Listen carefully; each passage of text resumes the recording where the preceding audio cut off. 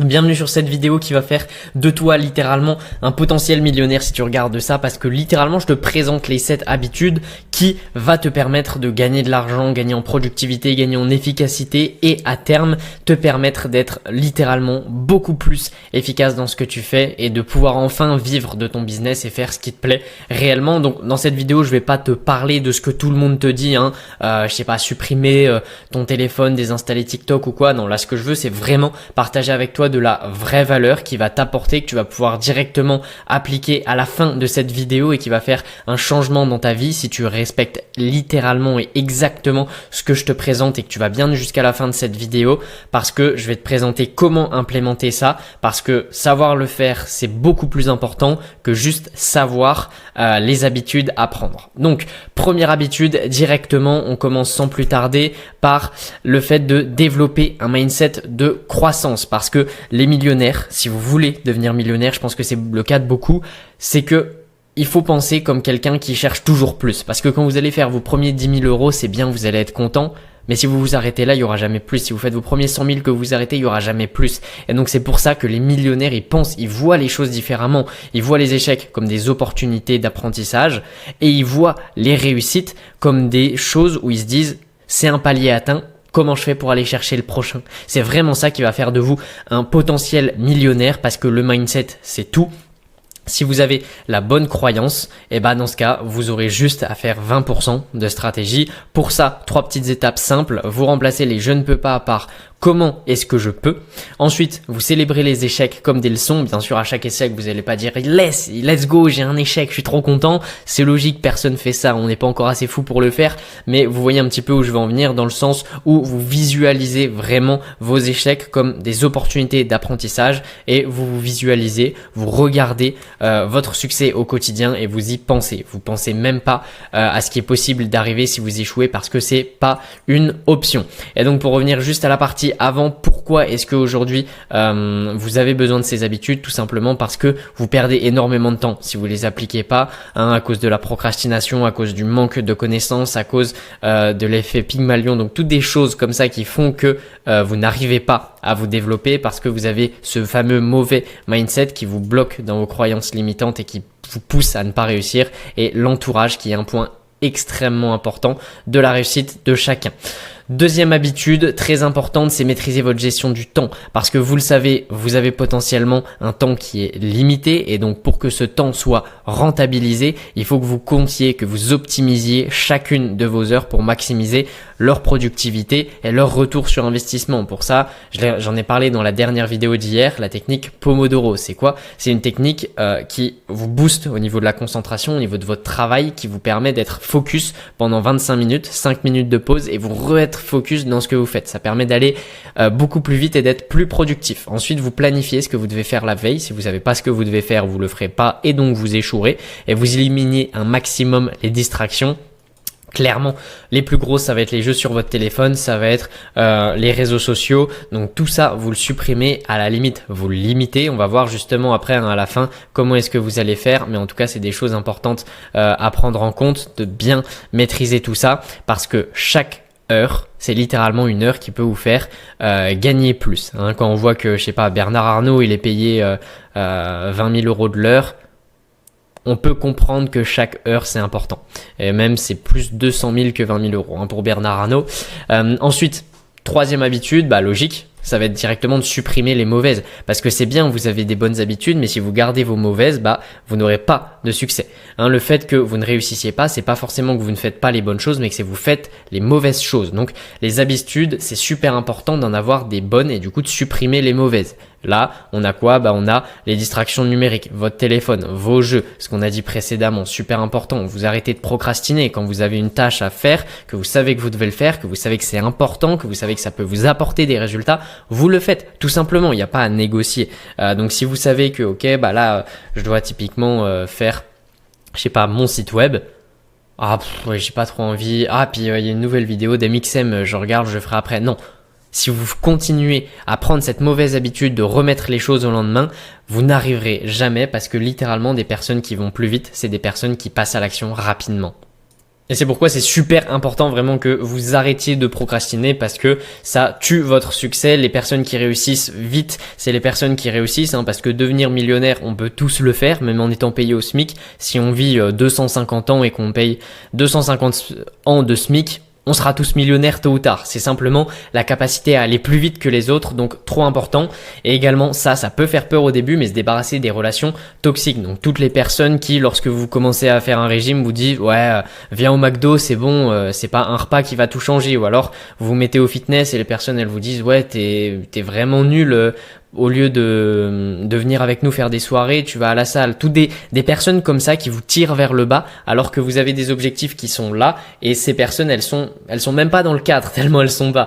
Donc littéralement retirez ces personnes-là de votre entourage parce qu'elles ne vous apportent rien et au contraire, elles vous font régresser ou elles vous empêchent de progresser. Ensuite, investissez en vous continuellement. Ça peut faire peur également, ça aussi, mais je peux vous assurer que des petites sommes, ça change tout. Par exemple, ok, on lit un livre par semaine. Un livre, c'est quoi? C'est 20 euros. 20 euros sur une semaine, c'est rien du tout. Vous faites même un livre par mois au début pour commencer. Mais si vous voulez vraiment apprendre et être meilleur que les autres, vous vous mettez à fond là-dedans. Parce que pourquoi? Les millionnaires sont millionnaires tout simplement parce qu'ils dépensent en moyenne, et c'est ce que je fais moi aussi de mon côté, même si je suis pas encore millionnaire, 10% de leurs revenus à leur formation. Donc ils investissent dans des accompagnements, dans des livres, dans des programmes, dans des masterminds, dans des coachings, etc., etc. Ce qui fait que forcément, ils ont plus de compétences, plus de connaissances que leurs concurrents et ils peuvent gagner beaucoup plus. C'est logique, c'est un cercle vertueux. Suivre des formations en ligne, ce que je disais juste avant, trouver un mentor qui vous coach en one-one, justement au niveau des formations en ligne, si ça vous intéresse. On en a une, nous, de notre côté, que vous pourrez retrouver juste à la fin de ce site, que je mettrai en description. Il vous suffira de cliquer ici et vous pourrez directement y accéder. On a fait quelque chose qui est vraiment ultra optimisé. Le but, c'est que vous ayez tout. Même si vous partez d'absolument zéro, que vous avez aucune connaissance, aucune compétence, que vous savez pas dans quoi est-ce que vous voulez vous lancer, l'objectif, c'est vraiment pour vous montrer rapidement qu'avec vous, on puisse créer un business qui est rentable en 4 modules. Le premier, c'est le mindset, comme je l'ai dit, trop important. On va vous développer un mindset de gagnant, un mindset de winner. Ensuite, comment est-ce que vous allez créer une offre? Qu'est-ce que vous allez vendre? Ensuite, que vous savez ce que vous allez vendre, encore une fois, même si vous partez de zéro, vous pouvez le vendre parce que on vous montre étape par étape comment faire ça. Ensuite, comment trouver des clients, trop important parce qu'on a un truc à vendre, mais on ne sait pas à qui on le vend. Et si on vous présente encore une fois, même si vous partez de zéro, que vous avez aucune idée, que vous n'êtes jamais inscrit à un compte sur les réseaux sociaux, comment prospecter, comment créer du contenu, attirer des personnes intéressées, etc. Et enfin, délivrer votre offre, donc comment donner votre offre aux personnes qui ont acheté. Donc je vous laisserai checker ce site web, voir un petit peu plus d'infos également sur moi, sur mon parcours, sur ce que j'ai fait et sur le programme. Et on a également fait une vidéo ici qui résume un petit peu tout ce que vous pourrez retrouver.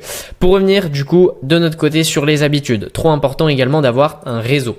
Ça, c'est quelque chose qui est un peu moins important pour le début. C'est-à-dire que si vous commencez sans réseau, vous pouvez très bien réussir. En revanche, arrivé à un certain stade, c'est bien d'avoir un réseau. Pourquoi? Parce que le réseau, ça va être quelque chose qui va vous permettre de vous élever, d'avoir des opportunités. Et au début, votre réseau, c'est quoi? C'est plutôt votre cercle d'amis. Parce que comme je l'ai mis ici, vous êtes la moyenne des 5 personnes que vous fréquentez le plus. C'est-à-dire que si vos amis, encore une fois, ils fument, ils boivent de l'alcool, ils font des soirées tous les jours, ils ont aucune ambition, ils aiment pas travailler, et vous allez être comme eux. Littéralement, ils vont vous tirer vers le bas. Alors que si vos amis, ils ont lancé leur business, ils sont successful, ils ont un bon mindset, ils mangent bien, ils font du sport, etc., vous deviendrez également comme eux. C'est ce qu'on appelle du mimétisme, et ça, c'est présent chez nous et chez les animaux. Donc, c'est depuis des milliers et des milliers d'années qu'on a ça qui est ancré en nous. Et même si on a conscience de ça, et même si on veut faire l'inverse de ça, on peut pas réussir, c'est naturel, c'est humain et c'est normal. Et donc du coup, c'est pourquoi il faut que vous ayez des bonnes relations. Donc commencez d'abord par changer votre cercle d'amis. Ensuite, quand vous aurez un peu de succès, vous essayez de vous entourer de personnes qui sont successful, des personnes qui ont atteint ce que vous voulez, des personnes qui arrivent à faire tout ce dont vous avez toujours rêvé. Et ensuite, vous allez voir que ça va marcher beaucoup mieux.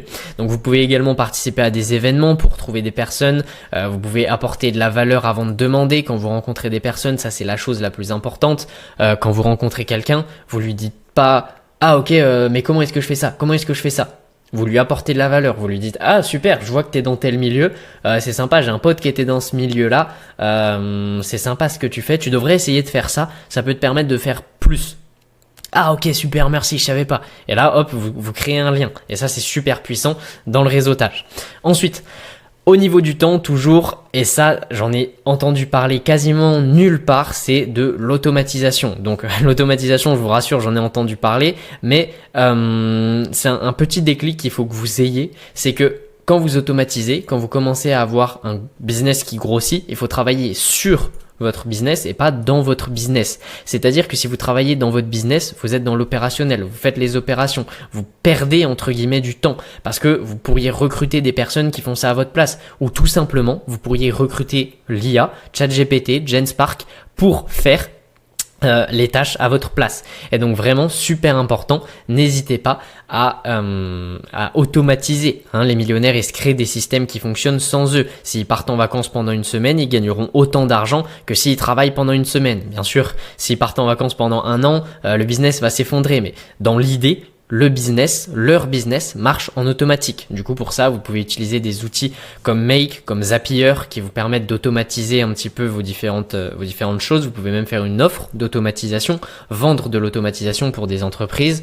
Vous pouvez créer un processus qui est documenté, qui est simple, qui est concret, qui est précis pour les personnes que vous recruterez potentiellement. Et du coup, vous pouvez déléguer également les tâches à faible valeur à l'IA, principalement, notamment faire des factures. Ça, on est tous obligés de le faire et ça n'apporte rien. Vous pensez bien que si vous gagnez 10 000 euros de l'heure, vous n'allez pas passer 30 minutes à faire une facture alors que la facture, elle vous apporte rien. Vous payez quelqu'un pour faire la facture. Vous payez même une IA pour faire la facture. Très important.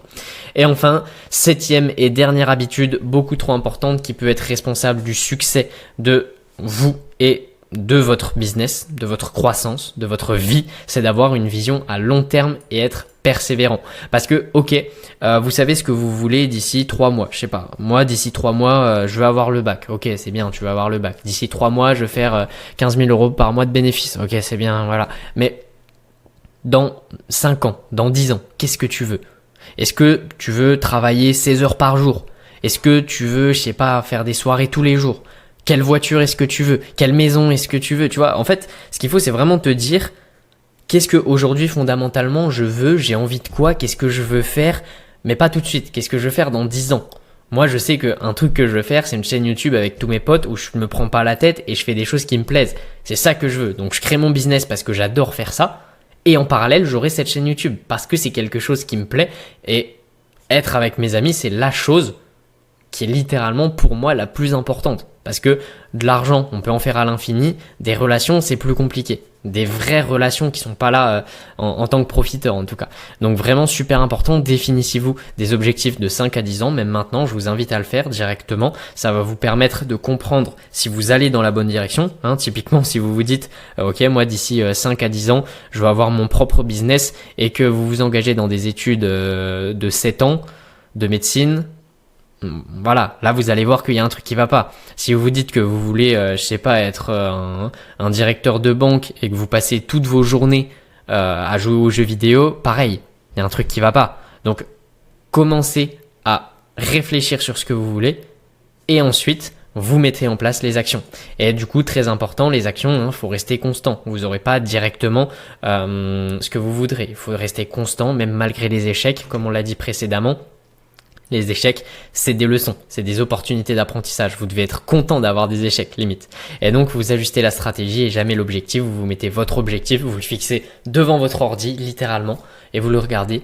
Et vous vous dites non, je peux pas abandonner, je peux pas abandonner, je peux pas abandonner. Ok, j'y vais, let's go, je défonce tout. Et vous ajustez la stratégie pour être sûr à 100% que vous y allez. Parce que le succès, c'est la somme des petits efforts répétés jour après jour. Donc voilà pour les 7 habitudes que vous devez mettre. Je les résume: développer un mindset de croissance, maîtriser votre temps, supprimer vos mauvaises habitudes, investir en vous continuellement, notamment avec l'équipe que je vous ai présentée. Même si c'est pas obligatoire, ça peut vous aider, mais c'est pas forcément ce qu'il vous faut. Je vous invite du coup à regarder cette vidéo. Ensuite, construire un réseau puissant, automatiser et systématiser vos tâches pour gagner du temps. Encore une fois, on revient ici, et avoir une vision à long terme et persévérer. Donc maintenant, ok, c'est bien, on sait qu'on doit faire ça, mais comment on fait? Concrètement, 3 étapes très simples. Première étape, commencer petit.